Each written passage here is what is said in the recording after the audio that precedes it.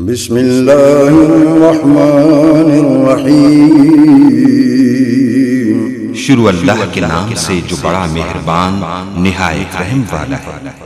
هو الذي خلق لكم ما في الأرض جميعا ثم استوى إلى السماء فسوهن سبع سماوات وهو بكل شيء عليم۔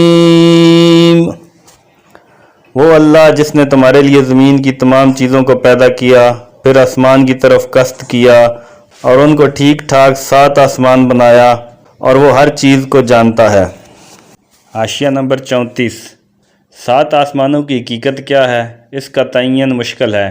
انسان ہر زمانے میں آسمان یا بالفاظ دیگر ماورائے زمین کے متعلق اپنے مشاہدات یا قیاسیات کے مطابق مختلف تصورات قائم کرتا رہا ہے، جو برابر بدلتے رہے ہیں۔ لہذا ان میں سے کسی تصور کو بنیاد قرار دے کر قرآن کے ان الفاظ کا مفہوم متعین کرنا صحیح نہ ہوگا۔ بس مجملاً اتنا سمجھ لینا چاہیے، یا تو اس سے مراد یہ ہے کہ زمین سے ماورا جس قدر کائنات ہے، اسے اللہ نے 7 محکم طبقوں میں تقسیم کر رکھا ہے، یا یہ کہ زمین اس کائنات کے جس حلقہ میں واقع ہے وہ 7 طبقوں پر مشتمل ہے۔ حاشیہ نمبر 35۔ اس فقرے میں 2 اہم حقیقتوں پر متنبہ فرمایا گیا ہے۔ ایک یہ کہ تم اس خدا کے مقابلے میں کفر و بغاوت کا رویہ اختیار کرنے کی جرت کیسے کرتے ہو جو تمہاری تمام حرکات سے باخبر ہے، جس سے تمہاری کوئی حرکت چھپی نہیں رہ سکتی۔